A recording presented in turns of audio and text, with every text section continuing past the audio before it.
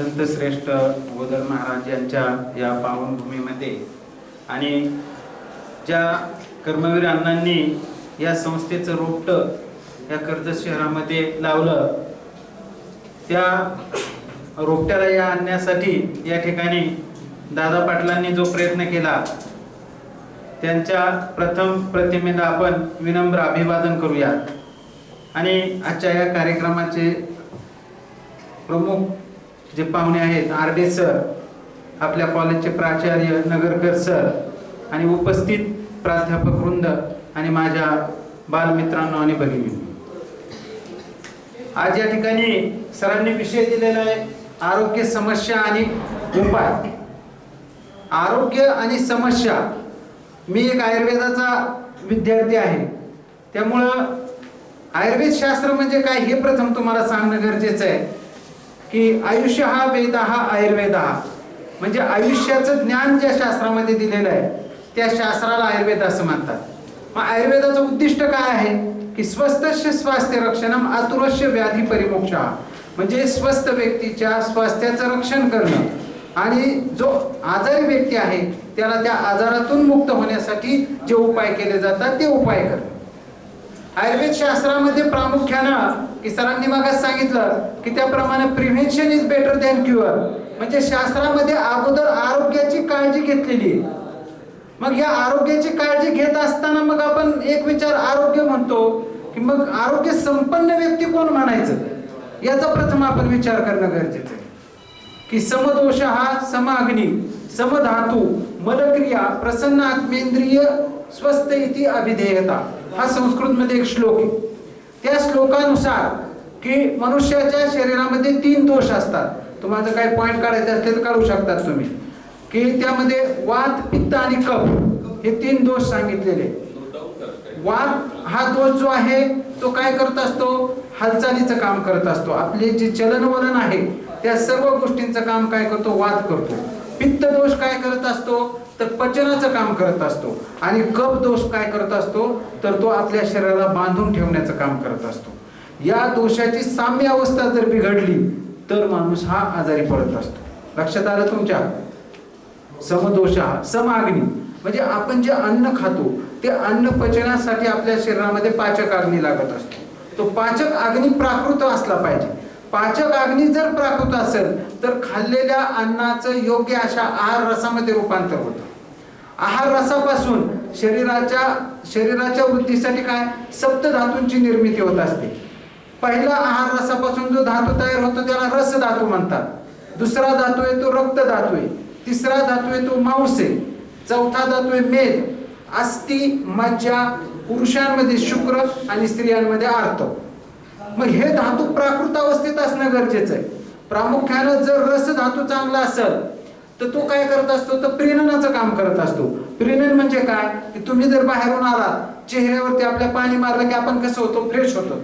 तशा प्रकारे रस धातू जर प्राकृत तयार झाला तर आपल्या शरीरामध्ये एक प्रकारचा फ्रेशनेस तयार व्हायला त्याचा चांगली मदत होते. म्हणजे रसाचं काम काय की रस धातू जर तुमचा व्यवस्थित तयार झाला नाही तर आपल्याला चिंता करण्याची प्रवृत्ती वाढते, आपली चिडचिड होते.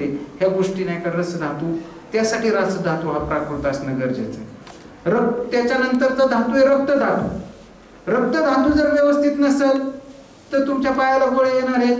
रक्ताचं कार्य, रक्ताला तर जीवन म्हटलेलं आहे आपण.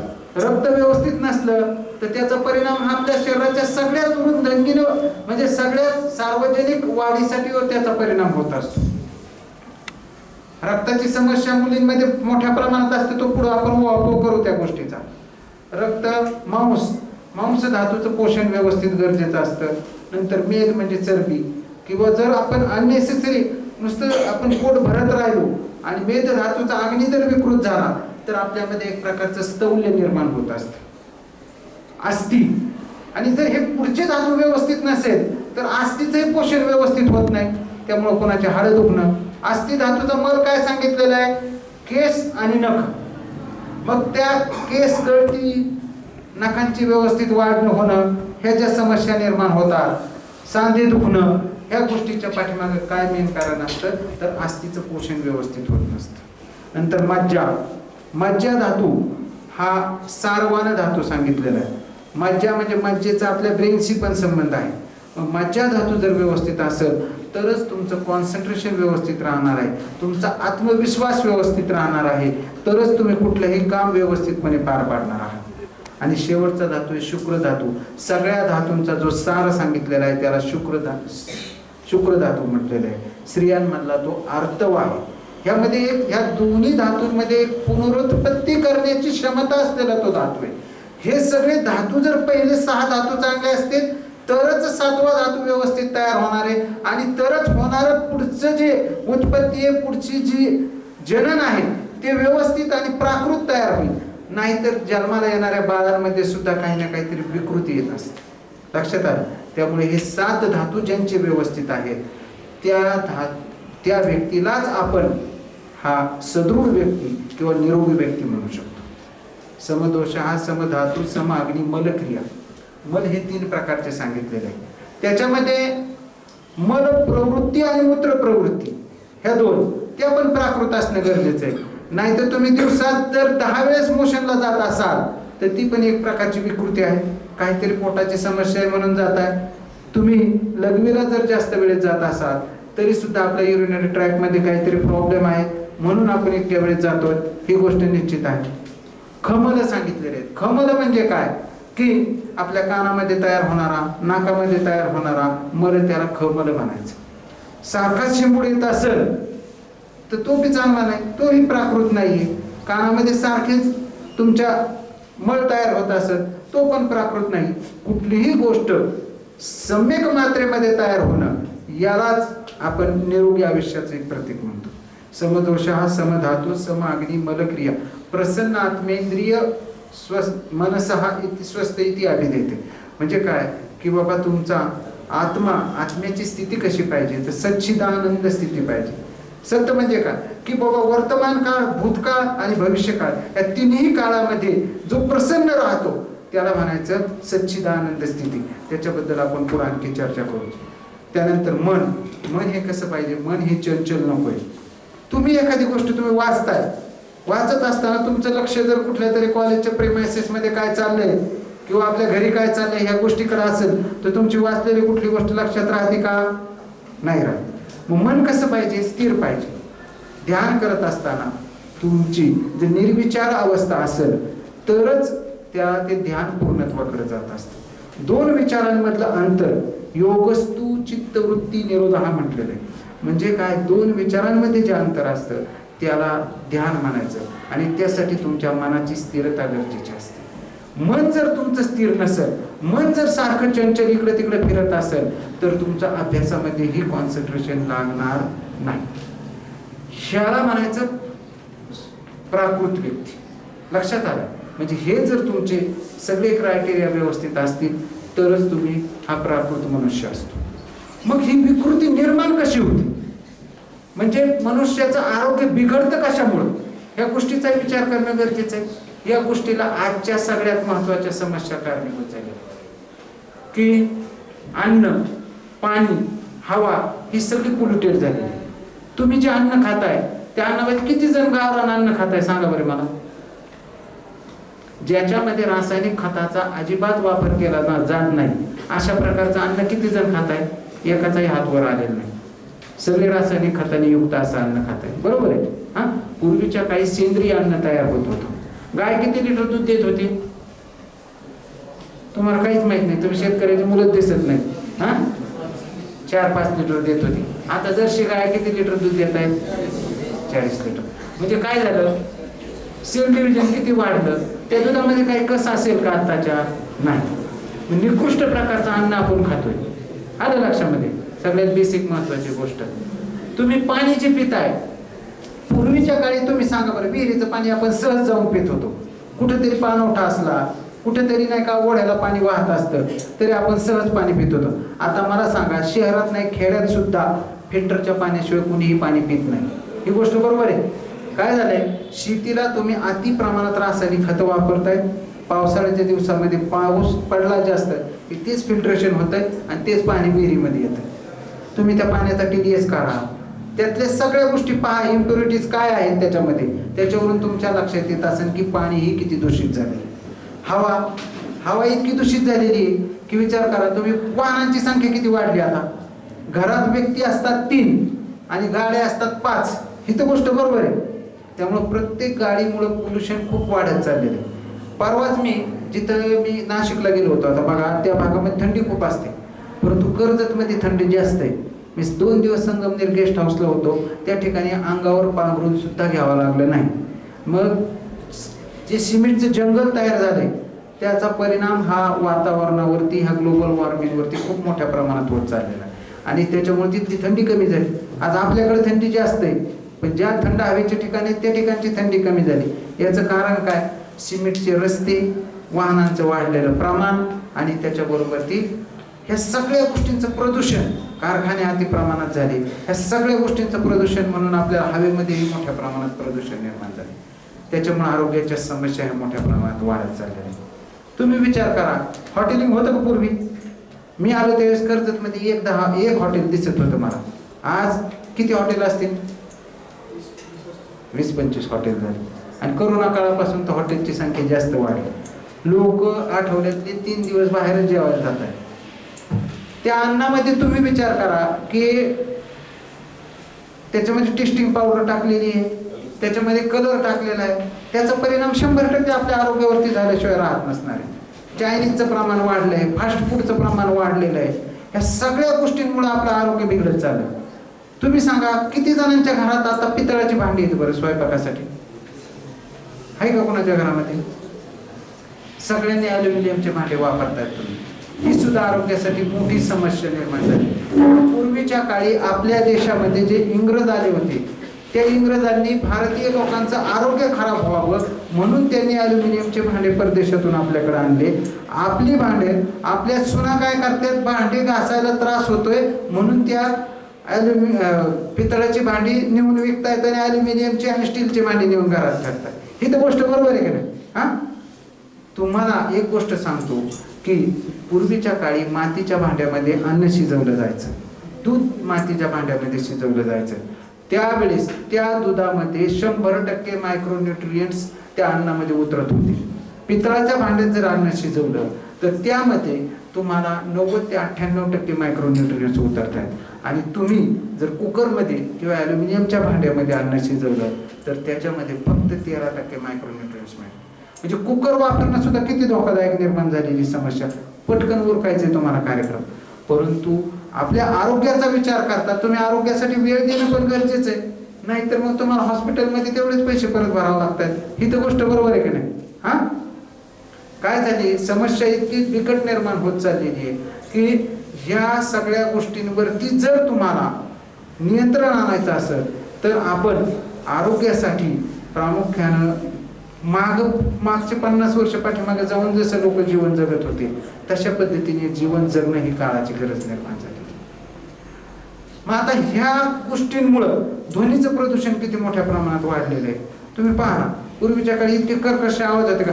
डीजे चालू असताना काही उदाहरणं तुम्हाला ऐकायला मिळत असते की बाबा लग्न झालं आणि वरात चालू होती, त्या वरातीमध्ये नाही का नवरदेव बसलेला होता, त्याच्यावर डीजे चालू, त्या डीजेच्या आवाजाने त्याला अटॅक आला आणि तो गेला दुसऱ्या दिवशी सकाळी. असे प्रसंग घडलेत का नाही? हे कशाचा परिणाम आहे? ध्वनी प्रदूषणाचा परिणाम. म्हणजे कार्डियक समस्या. मी त्या जागीरदार कॉम्प्लेक्समध्ये होतो, सगळे मंगल कार्यालय तिकडं, आणि काय व्हायचं, डीजे आले नाही एकाच वेळेस 1-1, 2-2 सगळा रस्ता पॅक व्हायचा. त्या जागीरदारांच्या घरातले भांडे अशा हलायचे. इतक्या त्या व्हायब्रेशनचा परिणाम हा त्या ध्वनीच्या प्रदूषणाचा होतो. पण ह्या सगळ्या गोष्टींच्या समस्येचं कारण हे आपण प्रथम समजून घेणं गरजेचं आहे. मग आता ह्या गोष्टीवरती सरांनी मगाशी एक शब्द वापरला की दिनचर्या. म्हणजे तुम्ही सकाळी उठल्यापासून संध्याकाळी झोपेपर्यंत काय केलं पाहिजे, या गोष्टीला दिनचर्या म्हणतात.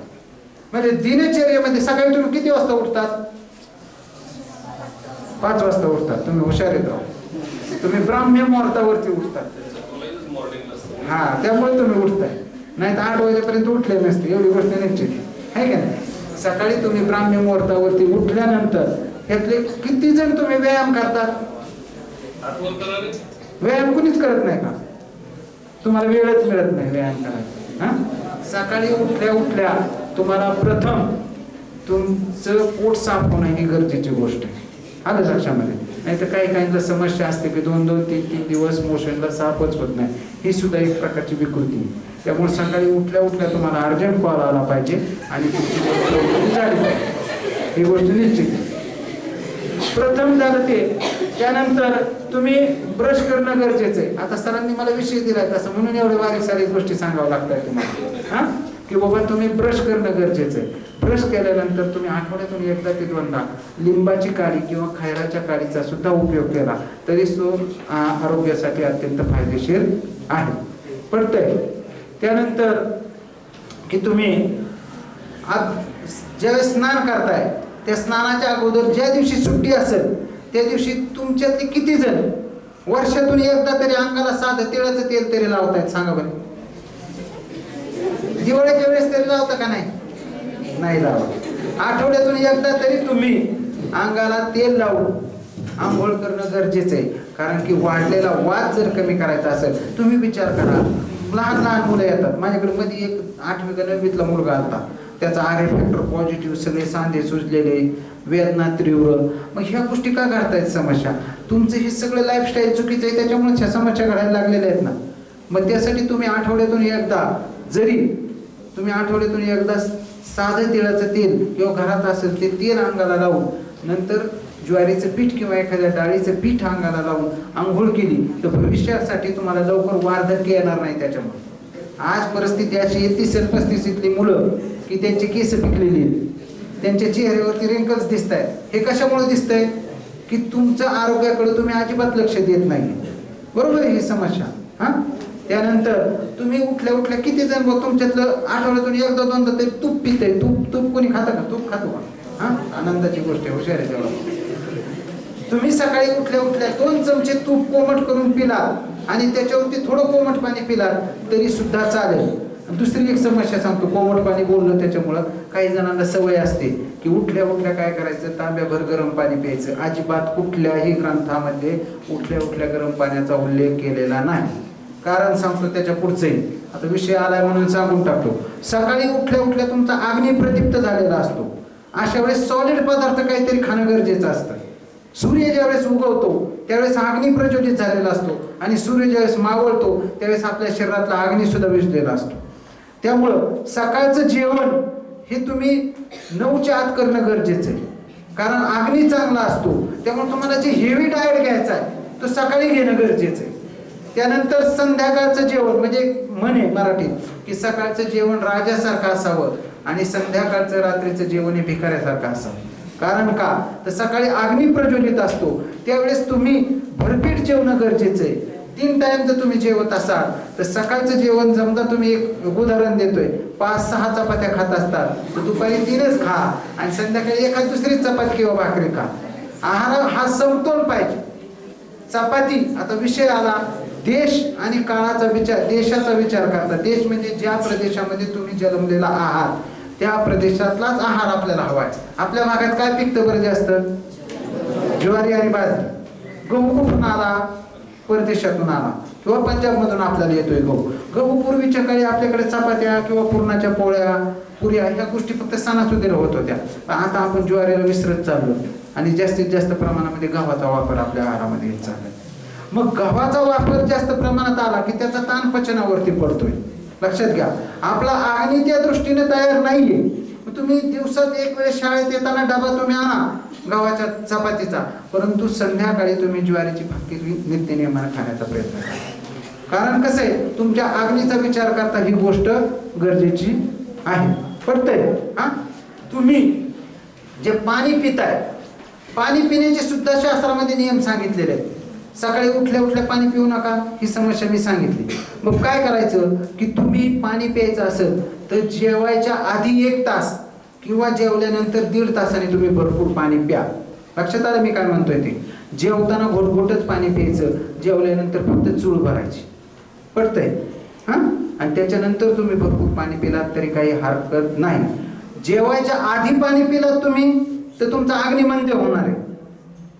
जेवणानंतर तुम्ही जास्त पाणी पिलात तर पचनासाठी लागणारा अग्नी तिथं नसेल, त्यामुळे आम निर्मिती होईल आणि आम निर्मिती झाली की आम कुठल्या तरी प्रकारे त्याचं काम करणार आहे. आम सांध्याच्या ठिकाणी जाऊन बसला तर तुम्हाला त्या ठिकाणी काय होईल, संधिवाताचा त्रास होऊ शकतो. तुमच्या पचनाच्या जर पचन व्यवस्थित नाही झालं तर आम्लपित्तासारखा त्रास तुम्हाला सुरू होऊ शकतो. म्हणजे त्यामुळं पाणी पित असताना एवढी काळजी घेणं ही गरजेची गोष्ट आहे. झोपेच्या बाबतीत सुद्धा शास्त्राने सांगितलेलं आहे. किती वेळ तुम्ही झोपता बरं? 7 ते 8 तास तुम्ही झोपले पाहिजे. कारण झोप ही गरजेची, आणि झोप ही रात्रीचीच गरजेची आहे. काय होतं की मेलेटिन नावाचा जो घटक आहे तो शरीरामध्ये हार्मोन्स तयार होत असतं, आणि ते काय करत असतं तर आपल्या झोपेसाठी फायदेशीर असतं.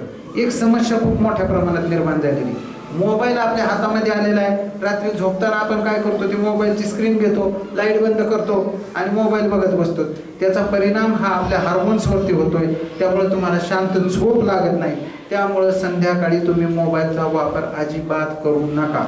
मोबाईल झोपताना तुम्ही अजिबात उशापाशी ठेवायचा नाही. मोबाईल तुमच्या दुसऱ्या रूममध्ये ठेवा, काही प्रॉब्लेम नाही. कारण मोबाईलचे रेज आहेत, प्रत्येक अर्ध्या सेकंदाला एक वेव्ह तयार होत असते त्याच्यामध्ये, आणि त्या रेडिएशनचं तुम्ही मोबाईल पॅक करा, पाण्यात टाकून द्या, त्याची रिंग वाजती का नाही, बंद खोली करा, त्याच्यामध्ये मोबाईल ठेवा, मोबाईलची रिंग वाजती का नाही, आवाज येतो का नाही. मग आता हे चारी भिंती बंद आहेत तरी कुठून आले आहे, त्याचं रेडिएशनचा कुठं ना कुठं तरी आपल्या शरीरात, सगळे अवयव आपले सॉफ्ट आहेत, आणि त्या सॉफ्ट अवयवांवरती ह्या रेडिएशनचा 100% परिणाम होत असतो. त्याच्यामुळे मोबाईलचा वापर हा प्रमाणात करा. तुमचा मोबाईल बाजूला ठेवा, ज्यावेळेस गरज असेल त्याच वेळेस. नाहीतर आज परिस्थिती अशी निर्माण झालेली आहे की मैदानी खेळ सगळे संपत चाललेले आहेत. प्रत्येकाने हातात घ्यायचं मोबाईल आणि त्या अंगठ्याचा वापर करायचा, आणि ते नुसतं खालीवर स्क्रोलिंग करीत राहायचं. ह्या गोष्टीचा परिणाम असा झालेला आहे. त्यामुळे तुम्ही व्यायाम करीनात, व्यायाम न केल्यामुळे स्थौल्य वाढतंय. आज लहान मुलांमध्ये सुद्धा डायबिटीस, BP यासारख्या आजारांचं प्रमाण वाढत चाललेलं आहे. विचार करा की डायबिटीस हा आजार भारत हा खूप मोठ्या प्रमाणात, भारतामध्ये 31-40 वर्षापूर्वीचा काळ आठवा की त्यावेळेस शुगर म्हणजे खूप श्रीमंत लोकांचा आजार असल्यासारखा वाटत होते. पण आता शेतकरी येतोय 3-3 गोळ्या घेऊन येतोय, मला साखरेसाठी ह्या गोळ्या चालू आहेत. अरे तुम्ही दिवसभर कष्ट करताय तरी पण तुम्हाला का हा आजार निर्माण झालेला आहे? याच्या पाठीमागची कारणं जर बेसिक पाहिली तर तुम्ही वापरत असलेले रासायनिक खतांचा अतिरेकी वापर. त्याचप्रमाणे दूध किती जण पितात? एकटाच पितोय का? बरं जाऊ, दूध कशाचं पिताय तुम्ही? कोणत्या गाईचं पिताय? जर्सी गाईचं. आता जर्सी गाईच्या दुधाची समस्या, गावरान गाईच्या दुधामध्ये A2 नावाचं प्रथिन असतं, A2 केसिन नावाचं प्रथिन असतं. ते प्रथिन आपल्या आरोग्यासाठी अत्यंत लाभदायक आहे. त्याच्यामुळे तुमच्या हृदयाच्या समस्या निर्माण होत नाही. त्याच्यातून तुम्हाला कॅल्शियम मिळतंय, ते हृदयासाठी फायदेशीर आहे, ते स्नायू तुमचे बळकट करण्यासाठी फायदेशीर आहे. परंतु जर्सी गाईच्या दुधामध्ये A1 नावाचं प्रथिन आहे, प्रोटीन्स आहे, आणि त्याचा परिणाम म्हणून की तुमच्या शरीरामध्ये डायबिटीस सारख्या आजाराला तुम्ही निमंत्रण देताय. लक्षात आलं मी काय म्हणतोय ते? विचार करा की तुम्हीच मला सांगितलं मला की आमची गावरान गाय 5 लिटर दूध देत होती, आणि जर्सी गाय आता किती लिटर दूध देते? 40 ते 50 लिटर दूध देते. मग मल्टिप्लिकेशन ऑफ द सेल झालंय. पूर्वीच्या काळी ज्वारीच्या एका दाण्यापासून 10 दाणे तयार होत होते, परंतु आता एका दाण्यापासून 100 दाणे तयार व्हायला लागलेले. त्याचा परिणाम काय झाला ते पाहून घ्या की त्याच्यामुळे परिस्थिती अशी निर्माण व्हायला लागली की शरीरामध्ये ही मल्टिप्लिकेशन ऑफ द सेल व्हायला लागलेले. आपलं शरीर हे पंचमहाभूतांपासून बनलेलं आहे. त्याच्यामध्ये पृथ्वी, आप, तेज, वायू आणि आकाश. पार्थिव द्रव्य काय आहेत शरीरामध्ये? की जी हाडं आहेत आपली, ती पार्थिव द्रव्य. आप म्हणजे आपल्या शरीरामध्ये रक्त, लसिका. त्याप्रमाणे तेज म्हणजे आपण जे पचनासाठी आवश्यक असतो तो अग्नी, आणि वायू म्हणजे आपल्या ज्या शरीरामध्ये हालचाली होत आहेत, आतड्याची हालचाल असू द्या, आपल्या शरीराची हालचाल असू द्या, या हालचालींवरती एक प्रकारे नियंत्रण करण्याचं काम वायू करतोय. आकाश म्हणजे शरीरात असलेल्या पोकळ्या. ह्या पंचमहाभूत म्हणजे सृष्टीमध्ये जसं आहे तसंच आपल्या शरीरामध्ये पण घटक आहेत. मग सृष्टीमध्ये जर तुम्ही एका दाण्यापासून 10 दाणे तयार करत होते, त्याचे जर तुम्ही 100 दाणे तयार करायला लागले, आणि जर 4 लिटर दुधाचं जर 40 लिटर दूध तयार होत असेल, तर आपल्या शरीरामध्ये पण मल्टिप्लिकेशन ऑफ द सेल व्हायला लागले. आणि त्यामुळे मोठी समस्या निर्माण झाली. ती कोणती? कॅन्सरचं प्रमाण वाढत चाललं. तुम्ही विचार करा, घराघरा गणेश कॅन्सर आलाय.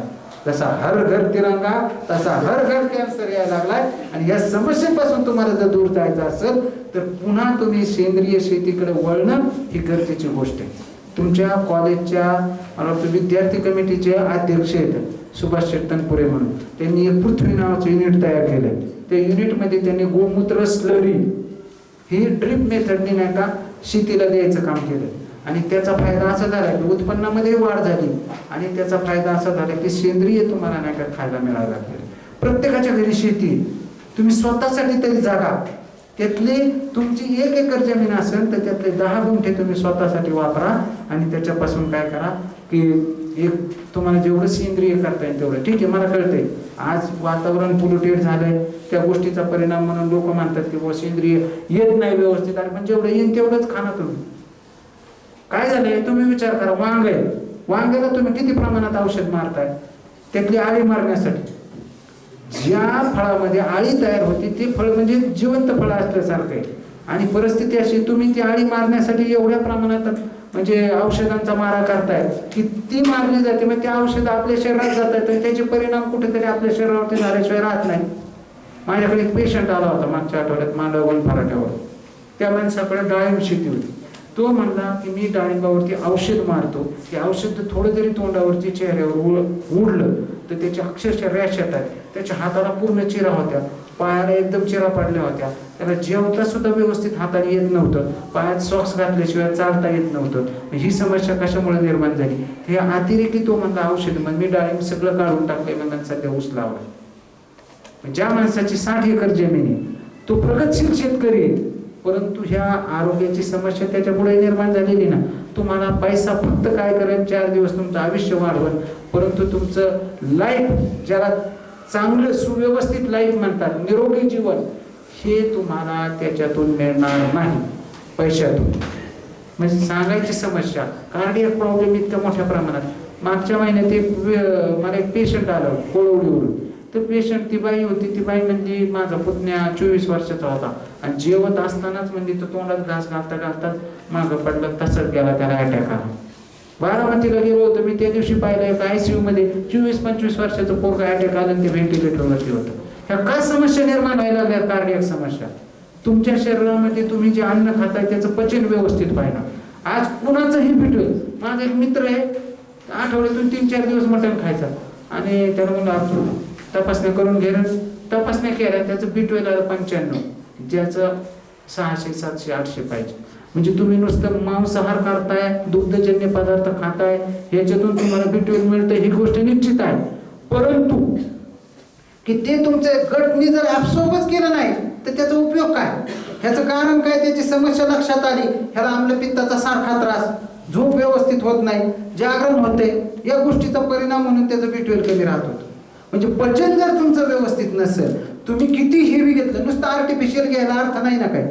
आणि B12 जर कमी असेल तुमच्या शरीरामध्ये तर त्याच्यामुळे कार्डियक समस्या निर्माण होतात, रक्ताच्या गाठी तयार होतात, आणि रक्ताच्या गाठी तयार झाल्या की त्याचा परिणाम असा होतो की त्याच्यामुळे हृदयाचे अटॅक येत आहे, स्ट्रोक बसतोय, अशा प्रकारच्या समस्या निर्माण होत आहेत. B12 कमी असेल तर कॅल्शियम आणि आयर्न ऍब्सॉर्प्शन व्यवस्थित होत नाही. आज इथं भगिनी वर्ग भरपूर आहे, त्यांना विचारा बरं कोणाचा HB 12 आहे, कोणतरी वर हात करा, एखाद्याने तरी मागणी. सगळ्यांचा 10, 8, 9, 10 आहे का नाही? अशीच परिस्थिती. तुमच्या नाकाकडे बघा, होटांकडे बघा, डोळ्याच्या खाली बघा, तुम्हाला लाल दिसलं तर म्हणायचं आपला HB चांगला. मग हा तुमचा HB कमी राहण्याच्या पाठीमाग काय? आहारातूनच तुम्हाला पोषण व्यवस्थित मिळत नाही, बरोबर आहे.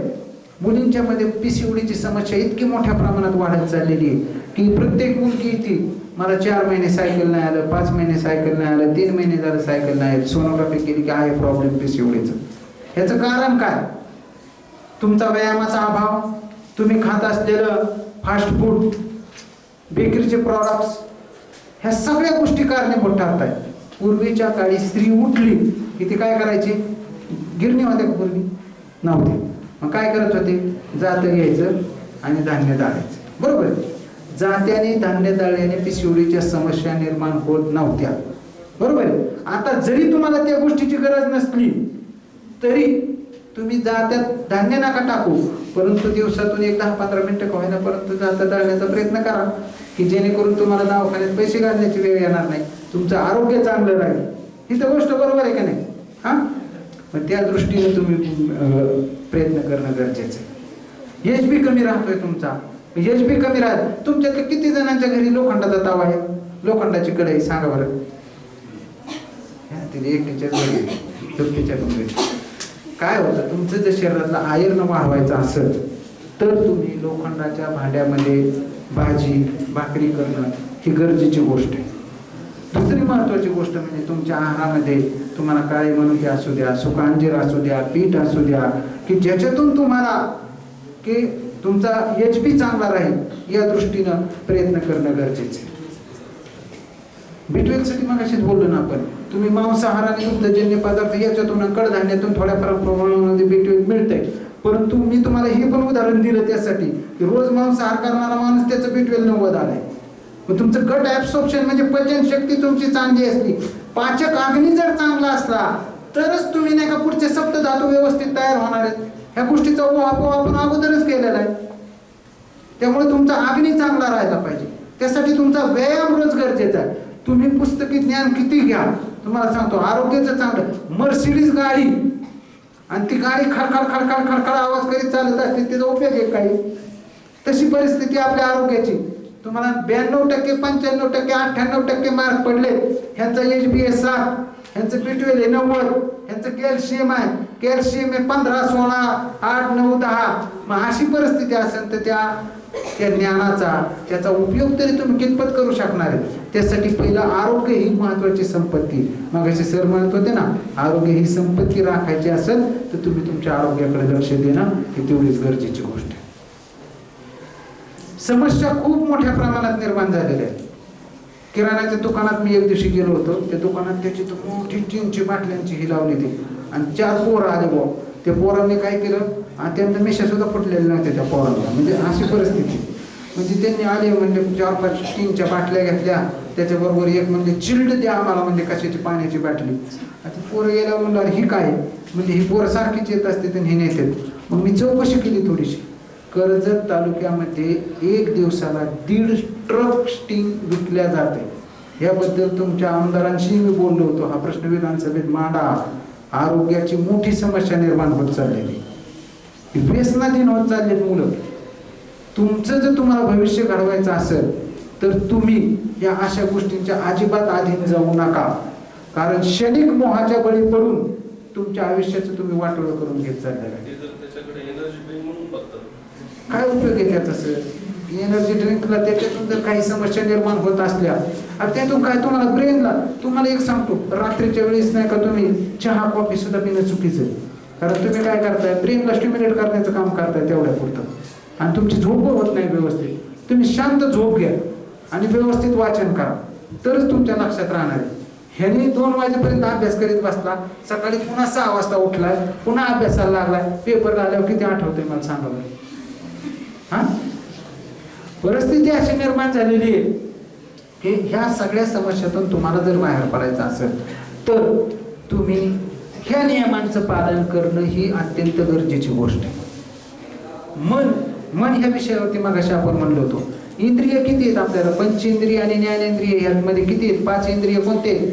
कर्मेंद्रिय कोणते आहेत आपले? थांबा सगळं गोंधळ करायला लागला. 5 कर्मेंद्रिय, हात, पाय, गुद, उपस्थ आणि तोंड हे कर्मेंद्रिय, बरोबर आहे. ज्ञानेंद्रिय कोणते? डोळा, जीभ, त्वचा, कान आणि नाक, बरोबर आहे. हे पण तुमचे प्राकृत असणं गरजेचं आहे ना, नाही तर कानाने ऐकायलाच येत नाही, बोलताना बोबडच बोलतोय, बरोबर आहे. त्वचेच्या काहीतरी समस्या आहेतच, कुठंतरी शरीरावरती एक्झिमा आहे, सोरियासिस आहे, स्किन डिसीज आहे, ह्या सगळ्या समस्या आहेत. मग हे ज्ञानेंद्रिय आणि कर्मेंद्रिय सुद्धा प्राकृत असणं ही सुद्धा उत्तम आरोग्याचं एक प्रतीक आहे. आलं लक्षामध्ये मी काय म्हणतोय? आणि मग ह्या सगळ्या गोष्टींचा विचार करत असताना की एक गोष्ट निश्चित आहे ती म्हणजे, आता काही मुलं येतात, माणसं येतात, तुम्हाला एक काही घरगुती उपाय पण सांगतो एखादा जर मुलगा असेल किंवा कुणी असेल तुम्हाला जागरण होत आहे, त्याच्यामुळे तुम्हाला आम्लपित्ताचा त्रास होत असेल, तर तुम्ही काही पथ्य सांभाळणं गरजेचं आहे. त्या पथ्यामध्ये तुम्ही दही, कढी, तूर, हरभऱ्याची डाळ, बेसन पिठाचे पदार्थ, बेकरीचे प्रॉडक्ट, आंबून केलेल्या गोष्टी, कुठे इडली, मसाला डोसा, उडीद वडा, सांबर, जिलेबी, पोहे, ह्या गोष्टी ज्यांना पित्ताचा त्रास होत आहे त्यांनी ह्या गोष्टी टाळणं गरजेचं आहे. आता आपला मागापासून विषय चाललाय, पित्त वाढलं की बी12 कमी की कॅल्शियम कमी की आयर्न कमी, सगळ्याच समस्या वाढतायत ना. म्हणजे या सगळ्यांचा मूळ काय आहे? तुमचा पाचक अग्नी चांगला असणं गरजेचं आहे. आलं लक्षामध्ये? त्यामुळे ही पथ्य सांभाळणं पण तेवढंच गरजेचं आहे. पूर्वीच्या काळी संभाजी महाराज किती भाकरी खात होते?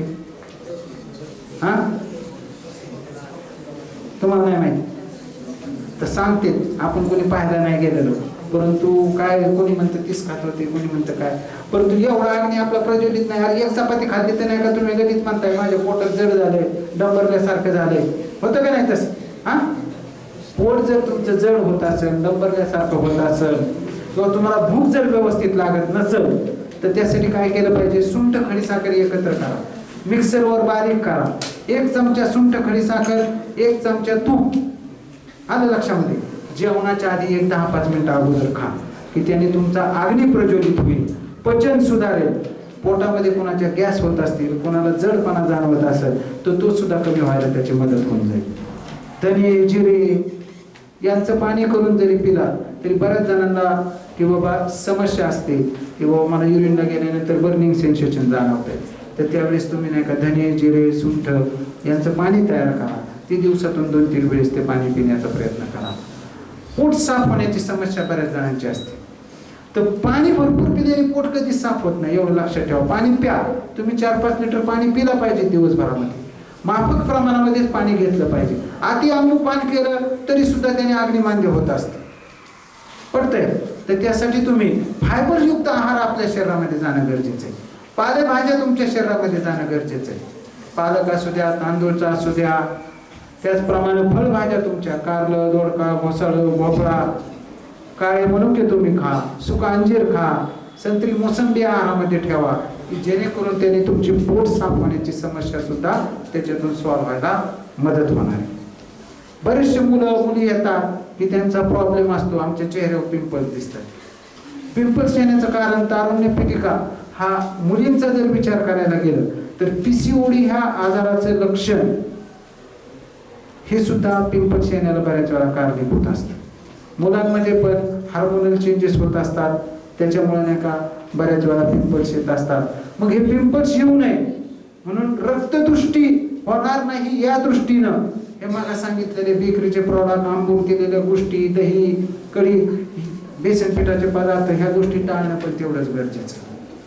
तुम्हाला जर केसामध्ये कोंडा होत असेल तर त्यासाठी काय उपाय सांगतो. काय करायचं? घरगुती उपाय. कडुलिंबाचा पाला तर सगळ्यांना मिळेल. हा, कडुलिंबाचा पाला घ्यायचा, थोडंसं पाणी टाकायचं, मिक्सरवर बारीक करायचं, त्याच्यात 2 चमचे हळद, 2 चमचे खोबरे तेल टाकायचं, ते चांगलं शिजून घ्यायचं. आणि ज्या दिवशी तुम्हाला सुट्टी आहे त्या दिवशी सकाळी एक लावा, अर्धा-पाऊण तास तुम्ही थांबा, आणि अर्धा-पाऊण तास थांबल्यानंतर पुन्हा तुमचे केस आहे ते आवळा, रेठा, शिक्कई याच्या पावडरने धुण्याचा प्रयत्न करा. काय होतं की तुम्ही जर शॅम्पू हा वापरताना खूप तो कॉन्सन्ट्रेटेड शॅम्पू असेल तर त्याच्यामुळे सुद्धा केसांची मुळं ढिली होतात आणि त्याच्यामुळे केस गळायला सुरुवात होते. त्यामुळे अशा वेळेस वापरायचा आहे तर जॉन्सन अँड जॉन्सन बेबीचा वगैरे असा जो सॉफ्ट शॅम्पू तो वापरला तर तो काही अंश तुम्हाला फायदेशीर राहू शकेल. पडतंय का नाही पडत? हा, त्याचप्रमाणे दुसरी महत्वाची गोष्ट म्हणजे की आपण दैनंदिन जीवनामध्ये जीवन जगत असताना काल बोलता बोलता सरांच्या तोंडातून एक शब्द सुटला होता की सेल्फ डिसिप्लिन कसं असावं. स्वतःच्या वरती तुम्ही मनावरती नियंत्रण ठेवणं ही खूप गरजेची गोष्ट आहे. काय होतंय आजकाल क्षणिक मोहाच्या बळी पडून इतक्या समस्या निर्माण व्हायला लागलेल्या आहेत की मी उदाहरण देतो. तुम्ही सगळे मॅच्युअर आहात, त्याच्यामुळे तुमच्या पुढे काही गोष्टी बोलायला मला काही हरकत नाही. एक मुलगी आली, आम्ही गावातल्या उपडीत होतो, सिद्धटेकवरून ती मुलगी आली होती.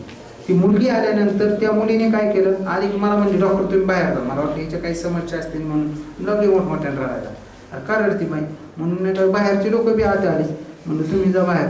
तिने सांगितलं की मी माझ्याबरोबर पिशवी भरून आणलेली, आई वडील होते तिचे आणि त्या आई वडिलांबरोबर ती आलेली होती. ती म्हणजे मी 2 मुलांच्या बापाबरोबर ती पळून जाणार होते, परंतु मॅडम तुमचं प्रबोधन ऐकलं म्हणून मी नाही का याच्यातून बाहेर पडू शकले.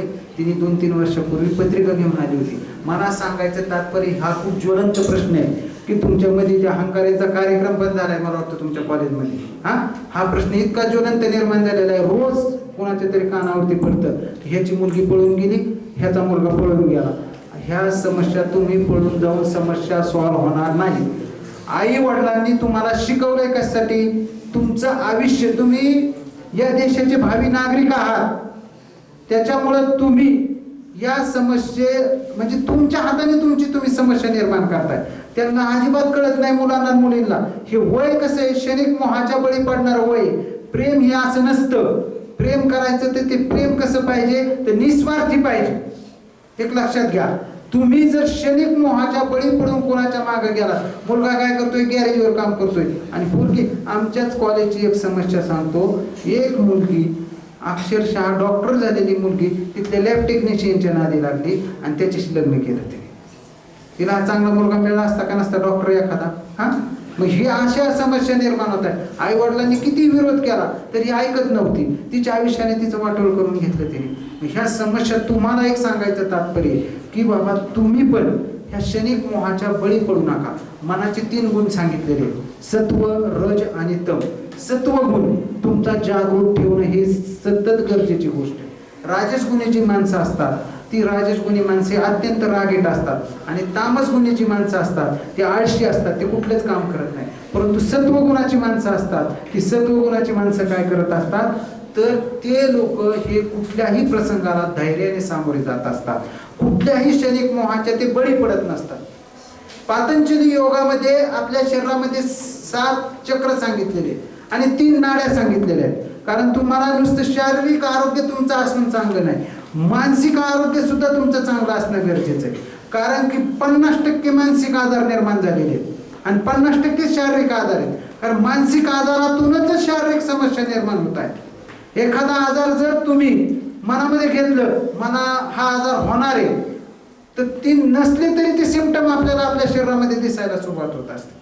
लक्षात घ्या, शरीरामध्ये जी 7 चक्र आहेत त्याच्यामध्ये पहिलं चक्र आहे ते मूलाधार चक्र आहे. मूलाधार चक्राच्या भोवती जे अवयव आहेत ते सगळे सेक्स ऑर्गन वगैरे आले. त्यानंतर स्वादिष्टान चक्र आहे, त्यानंतर मणिपूर चक्र आहे, पोटाच्या भोवती येते. त्याच्यानंतर अनाह चक्र जे हृदयाच्या भोवती आहे. त्याच्यानंतर विशुद्धी गळ्याभोवती. आज्ञाचक्र आपण ज्या ठिकाणी कुंकू लावतो त्या ठिकाणी, आणि टाळूवरती सहस्रार सांगितलेलं आहे. आणि 3 नाड्या सांगितलेल्या आहेत. त्यामध्ये इडा नाडी ही डाव्या बाजूला असते, पिंगला नाडी ही उजव्या बाजूला आहे. जी लोक भावनिक असतात त्यांची इडा नाडी चांगली असते, जे लोक खूप ॲग्रेसिव्ह असतात त्यांची पिंगला नाडी स्ट्रॉंग असते. परंतु तुम्हाला या इडा ही पिंगलाच्या समस्येमध्ये गुंतण्याच्या ऐवजी तुम्ही सहस्रारावर राहिलं पाहिजे, म्हणजे वर्तमान काळात सुषुम्ना नाडीवरती राहिलं पाहिजे.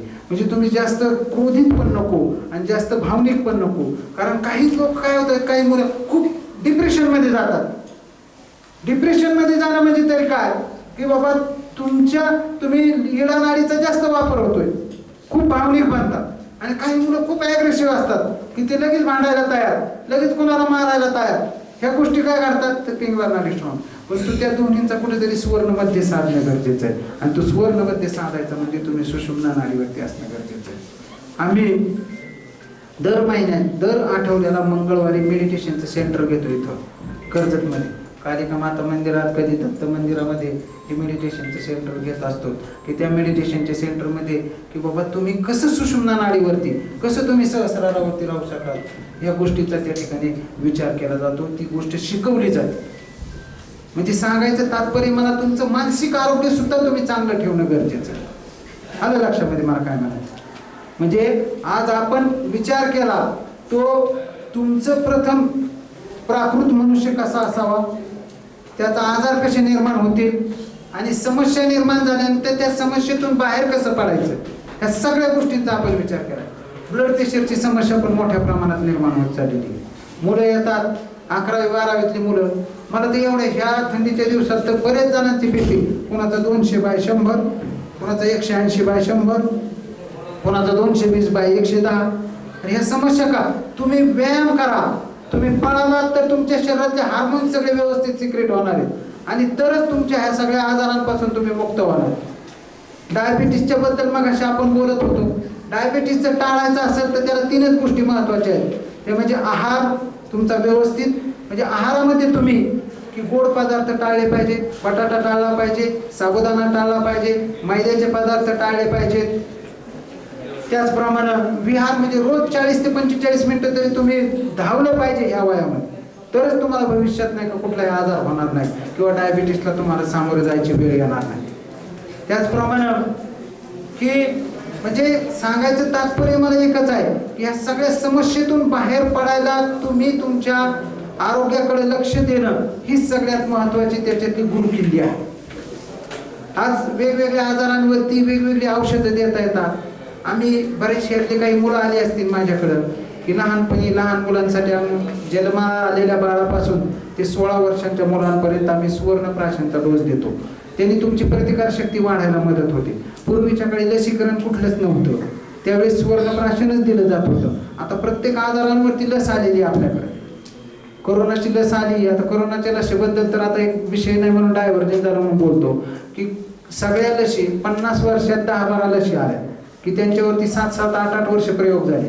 परंतु कोरोनाची लस आली की 5 ते 6 महिन्यामध्ये लस तयार केली आणि सगळ्या जगाला देऊन टाकली. त्याचे साईड इफेक्ट काय होत आहेत हे अजून कोणालाच कळलं नाही. कार्डियक समस्या वाढत चालल्यात. मगाशी मी बोलल्याप्रमाणे तरुण मुलांना अटॅक येण्याचं, स्ट्रोक बसण्याचं प्रमाण वाढत चाललंय. EVN नावाचा एक आजार आलेला आहे की त्याच्यामध्ये अव्हेस्क्युलर नेक्रॉसिस म्हणजे फिमरचं हेड असतं की त्याचं हेड हे नेक्रॉस होतं आणि त्याच्यामुळे मग पेन खूप होतंय, मुवमेंट रिस्ट्रिक्टेड होत आहे. मग अशा वेळेस त्याच्यावरती ट्रीटमेंट पण अजून व्यवस्थित आम्हाला सापडलेली नाही. मग त्याच्यावर ट्रीटमेंट काय करायची तर सांधा लगेच बदलून टाकायचा.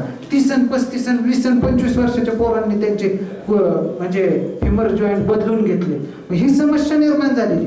मग ह्या समस्येतून तुम्हाला बाहेर पडायचं असेल तर तुमचं आरोग्य तुम्ही व्यवस्थित ठेवण्यासाठी म्हणजे परत विषय तिथंच आला की तुम्ही सेंद्रिय आहाराचा नक्कीच वापर करण्याचा प्रयत्न करा, तरच तुमचं आरोग्य हे सुव्यवस्थित राहणार आहे आणि तुम्ही सक्षम सदृढ भारताचे नागरिक बनणार आहात. नाहीतर तुम्ही मागाशी बोलल्याप्रमाणे मर्सिडीज गाडी खडखड करते तसला प्रकार झाला तर त्याचा काही उपयोग नाही. ही गोष्ट तर बरोबर आहे की नाही. मुलींनी तर खूप काळजी घेणं गरजेचं आहे, कारण तुमच्यावरती खूप मोठी महत्त्वाची जबाबदारी पुढे येणार आहे.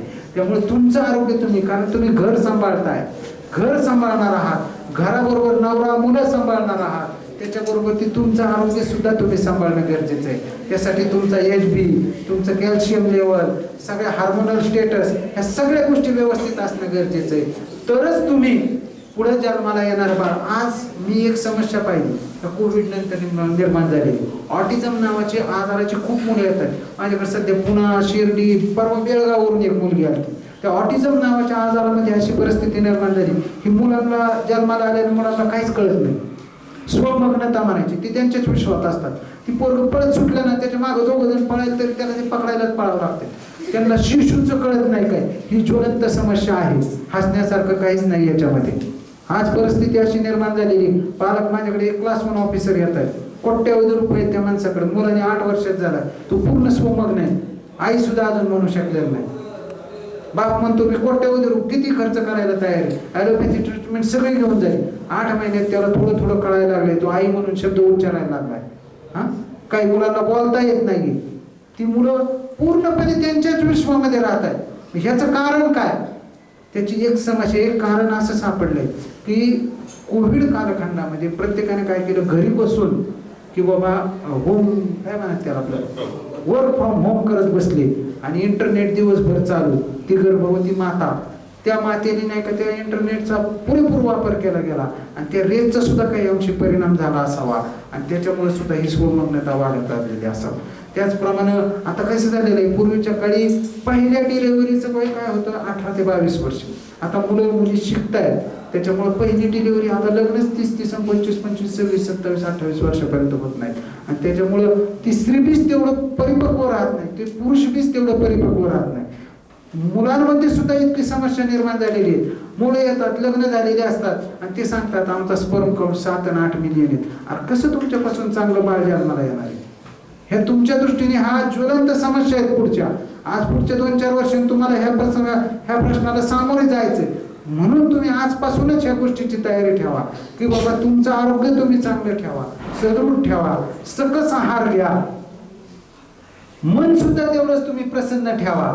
मनाची स्थिती ही आणि आत्म्याची स्थिती ही सच्चिदानंद स्थिती ठेवण्याचा प्रयत्न करा, जेणेकरून तुम्हाला ह्या सगळ्या समस्यापासून दूर राहायला मदत होईल आणि तुमचं आरोग्य हे सुव्यवस्थित राहील. एवढं बोलून मी थांबतो.